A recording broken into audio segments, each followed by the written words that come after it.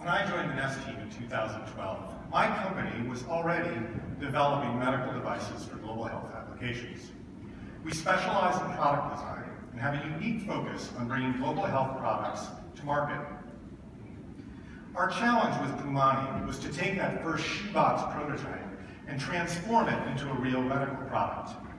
As you can see here, we took the concept through several stages in development and advanced it to a final successful design. In 2 years, we secured the CE mark and found the right manufacturing partner to produce the devices according to global quality standards. In 2015, we began selling the lowest cost, easiest to use, all-in-one breathing machine on the planet. Today, there are more than 1,000 devices in use and in production, and Pumani is now saving newborn lives in 30 countries across the globe.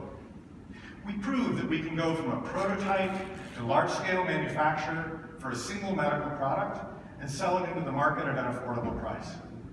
So how do we replicate this success for the other countries, other products in the NEST? The challenge lies in the distribution. By way of illustration, let me share with you the costs involved with making, selling, and distributing the Pumani unit. It costs us $550 to make a unit. We sell it into the market for $800, leaving us $250 for sales, regulatory, and engineering costs. Then Pumani gets on an airplane. When it arrives in country, it goes through customs and regulations.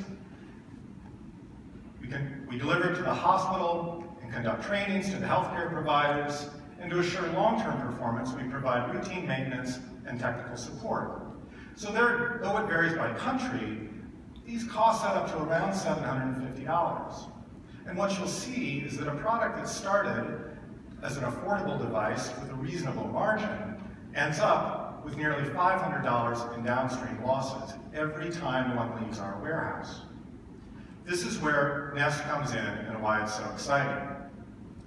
Though the cost of goods and the sales price are necessarily higher because we're providing 17 different technologies, the relative costs of distribution are significantly less. That's possible because whether it's a breathing device or a tool to diagnose jaundice or a temperature monitor, the distribution activities are essentially the same. So when we deliver them all together, and we conduct the trainings all together, and we send out one service technician to service all of that equipment in one visit, we effectively spread the cost of distribution over the whole suite and become sustainable in the process. So how are we going to achieve this? We start by distributing NEST in Malawi, Tanzania, and Nigeria. We set up distribution hubs in Tanzania and Nigeria, and from there, we reach the other 4 countries that have pledged with UNICEF to cut newborn mortality in half in the next 5 years. These 7 countries, taken together, constitute 46% of the births in Africa. And we believe this will take us to a tipping point for the continent. This is the power of the 100&Change grant. It breaks through the initial barriers to effective distribution and allows NEST to reach economies of scale which make the overall enterprise self-sustaining indefinitely.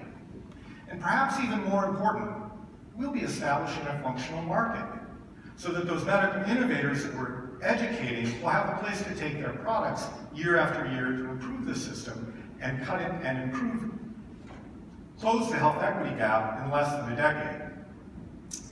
Without 100&Change, we'll be stuck in a business-as-usual situation. One product at a time, with incremental improvements to health and unsustainable costs of distribution. With 100&Change, we can build out a distribution system to deliver world-class products.